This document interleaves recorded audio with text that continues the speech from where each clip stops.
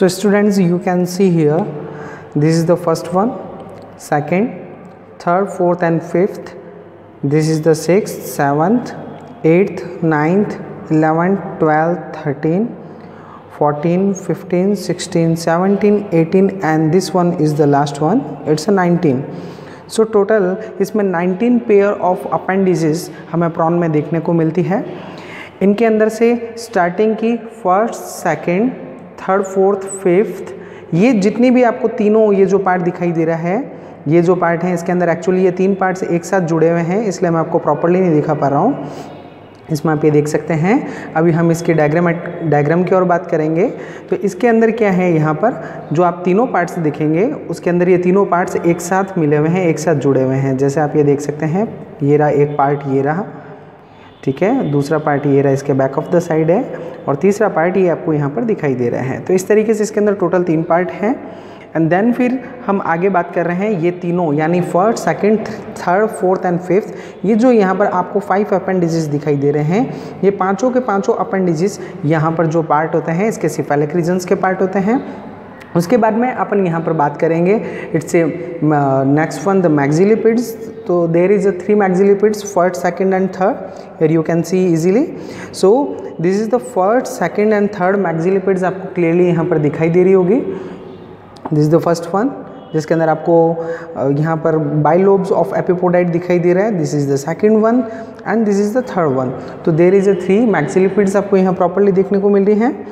After that we can see here this is the chelate legs, और उसके बाद में 3 non chelate legs first, second, third यहाँ पर आपको देखने को मिल रही हैं। उसके बाद में यहाँ पर 5 pleopods, first, second, third, fourth and fifth. So ये 5 pleopods and the last one is this, it's called uropod. Total इसमें 19 पेयर ऑफ अपेंडिजेस हम इस तरीके से इसको अलग करते हैं।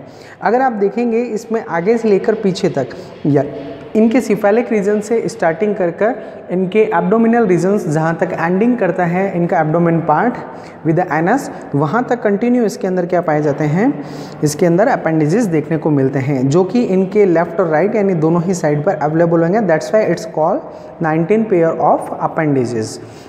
अगर आप इन सभी की संरचनाओं के बारे में बात करेंगे तो इनकी सभी की स्ट्रक्चर्स सेम आपको देखने को मिलेगी। ये भी बाकी क्रस्टेशियंस की तरह यहाँ पर 2 पार्ट्स में डिवाइडेड होते हैं। फर्स्ट इज प्रोटोपोडाइट, और उस प्रोटोपोडाइट के अंदर अगर आप पार्ट देखेंगे तो इसका निचला भाग यानी कॉक्सा वाला पार्ट होता है। और उसके अलावा अगर आप सेकंड की बात करेंगे यानी बेसिस की, तो बेसिस यहाँ पर जो पार्ट होते हैं वो 2 पार्ट्स के अंदर डिवाइडेड होते हैं। तो बेसिस पार्ट के अंदर आपको एक्सोपोडाइट और एंडोपोडाइट 2 पार्ट्स आपको देखने को मिलेंगे। So welcome student, I am Saurabh Mahatma, faculty of zoology from basic PG college. और आज हम यहाँ पर बात करने वाले हैं प्रॉन के अपेंडिजेस के बारे में। इसके जो अपेंडिजेस होते हैं वो यहाँ पर 3 पार्ट्स में डिवाइडेड होते हैं, यानी कि first part it's called cephalic regions, second part it's called the second part is the thoracic regions, and the third part it's called abdomen. So there is a 3 parts which is the first part is the cephalic regions, यानी कि इसके अंदर अगला भाग पाया जाएगा, दूसरा part इसके अंदर thoracic पार्ट पाया जाएगा, और तीसरा पार्ट जो पाया जाता है वो एब्डोमिनल रीजन्स के रूप में यहाँ पर पाया जाता है। तो कुल इनके अंदर 19 जोड़ी उपांग यानी 19 पेयर्स ऑफ अपेंडिजेस हमें यहाँ पर देखने को मिलती हैं, जिनमें सिफेलिक रीजन्स के अंदर इनकी संख्या 5 होती है। कुल 5 जोड़ी 5 पेयर ऑफ अपेंडिजेस के इनके सिफेलिक रीजन्स में देखने को मिलेंगे। उसके बाद में इनके थोरासिक रीजन्स के अंदर 8 पेयर्स ऑफ अपेंडिजेस देखने को मिलेंगे। And the final one last में हम बात करेंगे एब्डोमिनल रीजन्स की, तो यहाँ पर 5 प्लियोपोड्स के साथ में 1 यूरोपोड्स अवेलेबल होता है। तो टोटल 6 पेयर ऑफ अपेंडिजेस हमें लास्ट वाले पार्ट में देखने को मिलेंगे। तो इनका जो सूत्र बनता है सिफेलिक, थोरासिक और एब्डोमिनल को मिलाकर, तो इट्स कॉल्ड 5 + 8 + 6। तो टोटल 19 पेयर ऑफ अपेंडिजेस इनके अंदर प्रेजेंट होते हैं। हमने ये भी पढ़ा है आर्थ्रोपोडा के बारे में कि आर्थ्रोपोडा के अंदर उनको क्लासिफाइड करने का जो रीज़न रहा है वो उनमें पाया जाने वाले उनके अपेंडिजेस के बेसिस पे किया जाता है। हम यहाँ पर ये भी देखेंगे कि हर एक उपांग यहाँ पर प्रत्येक अलग अलग प्रकार के कार्य को यहाँ पर संपादित करता है, यानी उसमें डिफरेंट वर्क्स हमें देखने को मिलेंगे। तो इनके बारे में स्टार्टिंग करते हैं। फर्स्ट जो यहाँ पर 5 पार्ट्स हैं इनके बारे में देखते हैं। तो 5 पेयर ऑफ अपेंडिजेस, जिसके अंदर सबसे पहला it's called antennule, then antenna, third one is the mandible, fourth maxilla, then maxilla, fifth one is the first maxilliped, second maxillipeds and third maxillipeds. After that it's a 2 killet legs, so killet leg first, killet leg seconds. After that we can see the 3 non-killet legs, so first, second and third, these all are the non-killet legs, and after that the first, second, third, fourth and fifth, these all are the 5 killet legs, जो 5 pleopods, and 5 प्लियोपोड्स के बाद में the last one it's called uropod. और इस तरीके से इनके अंदर सिफेलिक रीजन्स, थोरेसिक रीजन्स और एब्डोमेन रीजन्स के अंदर 19 पेयर ऑफ अपेंडिसेस देखने को मिलते हैं। और जैसा मैंने आप लोगों को बताया कि इनके अंदर क्या पाया जाता है, हर उपांग से संबंधित एक कार्य पाया जाता है, तो उनके बारे में डिस्कशंस कर लेते हैं। सो फर्स्ट वन अगर आप यहाँ पर देखेंगे तो इसके अंदर आप यहाँ पर देख रहे हैं एंटीन्यूली के अंदर यहाँ पर, जैसे कि मैंने अभी आपको बताया कि प्रोटोपोडाइट एंड प्रोटोपोडाइट के बाद की जो कंडीशंस आएगी यानी कि उनमें पाया जाने वाला उनका बेसिस। सो प्रोटोपोडाइट के अंदर मिनिमम 2 पार्ट देखने को मिलते हैं। It's first one is a coxa, then basis. Coxa और बेसिस यहाँ पर 2 स्टार्टिंग पार्ट हैं किसी भी, क्योंकि ये बायरोमस कंडीशंस आती हैं, ये इसके अंदर द्विशाखी पाए जाते हैं। इस कारणवश इनके अंदर क्या होते हैं, 2 मुख्य भागों से क्या होती है, इनके पूरे उपांगों की संरचना बनी हुई होती है। तो यहाँ पर ये पार्ट आप देखिए इसके अंदर, it's called pre coxa, then basis. Basis के ऊपर आपको आउटर फिलर और इनर फिलर देखने को मिलेंगे, जो यहाँ पर इनके संस्पर्शकों के रूप में कार्य करते हैं और इससे इनको सेंसेशन यहाँ पर मिलती है। और इसके निचले भाग की तरफ जो आपको ये प्रीकॉक्सा वाला पार्ट दिखाई दे रहा है, यहाँ पर इनके संतुलनाश्म की उपस्थिति पाई जाती है, यानी इनके ऊपर स्टेटोसिस्ट की प्रेजेंस देखी जाती है, जिसकी वजह से ये जंतु अपना संतुलन कर पाते हैं। दूसरी बात करूंगा मैं एंटीना की, जो कि जस्ट इसके पीछे की तरफ लगा हुआ रहता है, जैसा अभी अपन ने देखा उसमें। तो इसके अंदर एंटीना की जो कंडीशंस होती है, इस एंटीना के अंदर this one is the coxa, basis, और उसके पास ये जो बड़ा पत्ती जैसी लीफ लाइक स्ट्रक्चर्स दिखाई दे, इट्स एक्सोपोडाइट, और ये छोटा जो पार्ट आपको दिखाई दे रहा है इट्स कॉल्ड एंडोपोडाइट। एंडोपोडाइट पे अगेन यहाँ पर आपको फिलर दिखाई देगा जो आउटर साइड की तरफ निकला हुआ रहता है, और इसके इस निचले भाग की तरफ इनकी उत्सर्जन इकाई यानी कि इनमें पाए जाने वाली जितने भी प्रकार के मैल्पीजियन ग्लैंड्स हैं या फिर इनके नेफ्रॉन्स की जो प्रोटोनेफ्रिडे टाइप का जो इसमें नेफ्रॉन होता है वो यहाँ पर देखने को मिलते हैं। तो इनके जो सेकंड पेयर ऑफ अपेंडिसेस के अंदर इनकी क्या होती है, यहाँ पर उत्सर्जन यानी एक्सक्रिएशंस यूनिट देखने को मिलती है।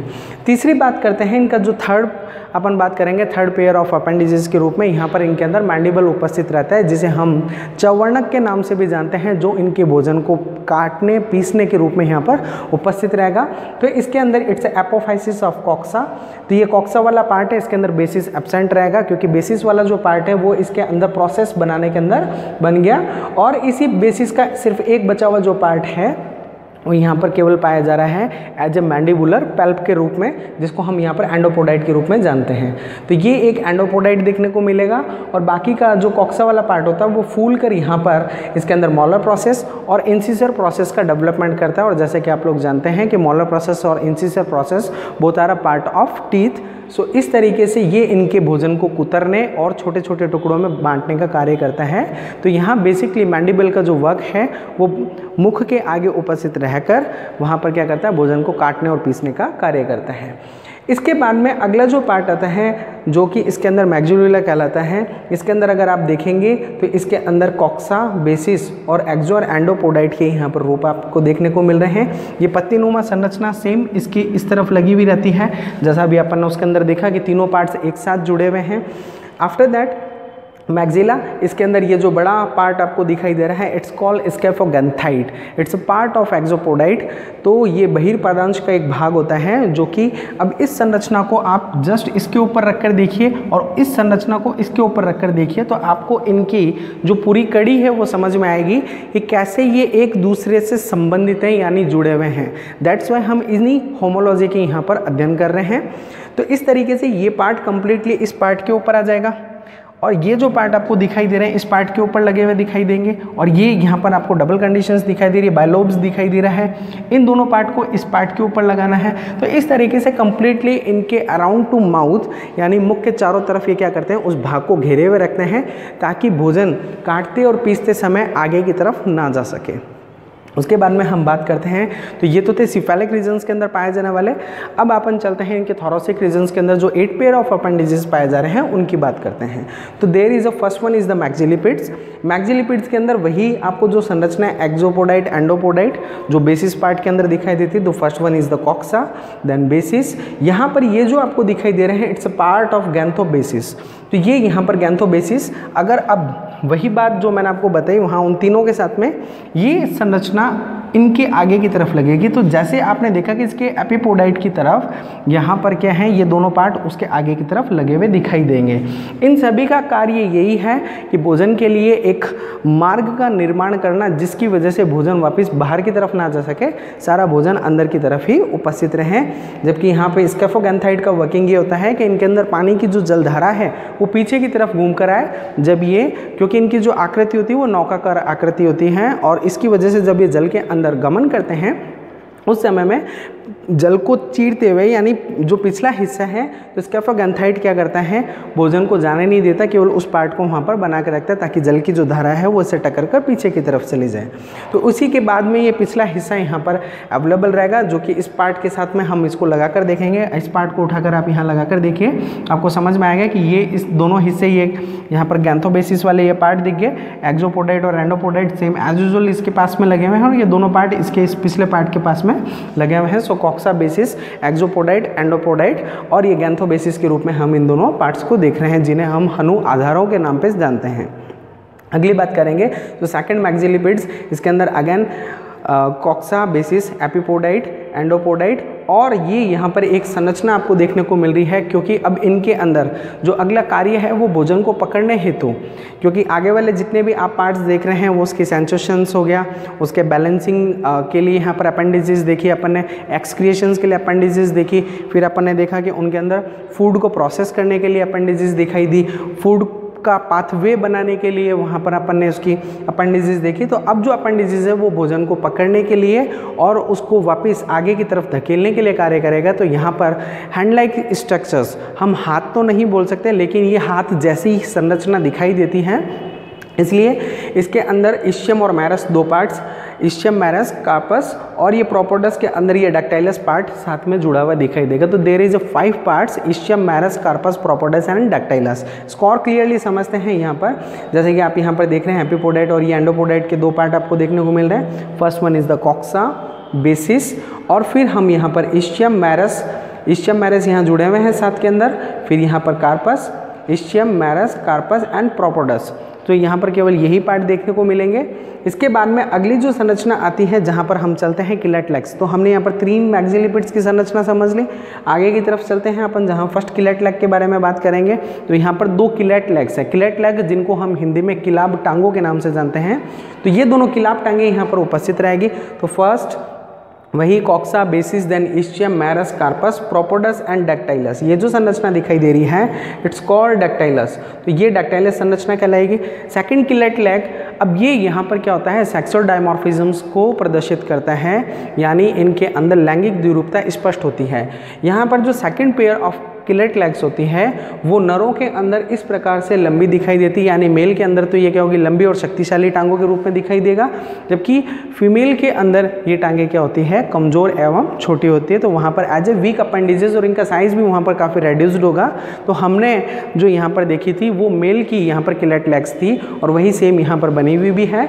तो हम इस तरीके से यहाँ पर देख रहे हैं it's a second chelate legs. आगे चलते हैं, इनका कार्य होता है भोजन को पकड़ना, और नर में ये शक्तिशाली टांगे इसलिए पाई जाती है क्योंकि प्रजनन ऋतु के दौरान में मादा को पकड़कर उनके साथ में मैथुन क्रिया करने हेतु इन नरों के अंदर अत्यधिक शक्तिशाली टांगे पाई जाती हैं।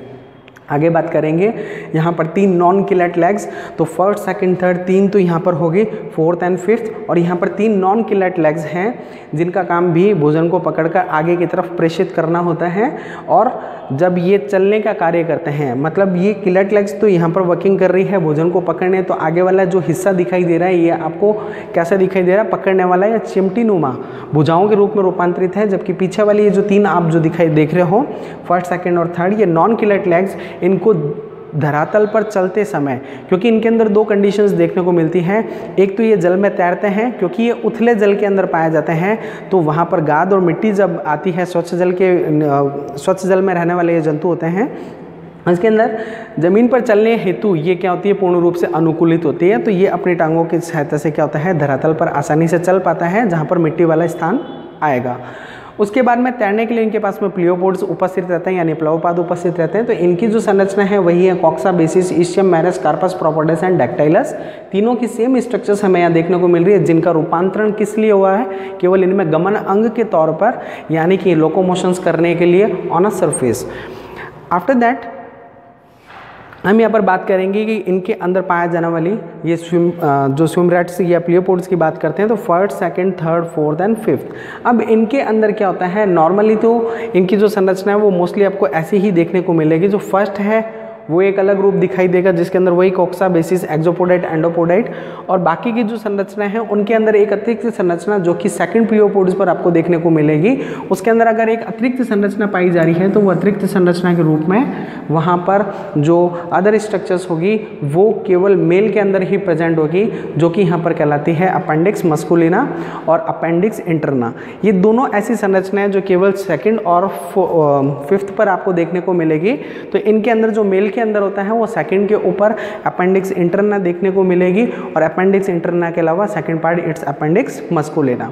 तो ये जहाँ पर प्रेजेंट रहेंगे। बाकी की जो सेकंड थर्ड एंड फोर्थ जो पीछे वाली होती है उनके ऊपर तो ये संरचना पाई जाती है, जिनको अपन टिपिकल प्लियोपोड्स के नाम से जान रहे हैं। बाकी के अंदर ये संरचना क्या होगी, जो सेक्सुअल डायमॉर्फिज्म्स अगर क्लियर करती है, तो अगर मेल होगा तो उसके अंदर वो चीज़ प्रेजेंट रहेगी, और अगर नहीं हुआ तो वहाँ पर वो एब्सेंट रहेगी, यानी कि फीमेल बॉडी के अंदर। And the last one is call uropod, जिसके अंदर ये बड़ा सिम्फाइसिस रीजन्स आपको दिखाई रहे, सिम्फोड दिखाई दे रहा है, क्योंकि एक्सोपोडाइट एंडोपोडाइट दोनों आपस में जुड़कर एक संरचना से जुड़े हुए हैं। सो कॉक्सा बेसिस के वो दोनों पार्ट है, और एक्सोपोडाइट और एंडोपोडाइट के अंदर जो बड़ा वाला पार्ट है वो दोनों आपस में जुड़कर इस तरीके की संरचना बनाते हैं। तो होपफुली मैं समझता हूँ कि हमने इनके कार्य के आधार पर अलग अलग प्रकार के उपांगों का निर्माण देखा, जिनकी रचना अगर बात की जाए, इनकी जो संरचना है वो सभी के अंदर समान रूप से पाई जा रही है, यानी कि प्रोटोपोडाइट और इसमें पाया जाने वाला बेसिस पार्ट इन दोनों से मिलकर बनी है। So thank you very much.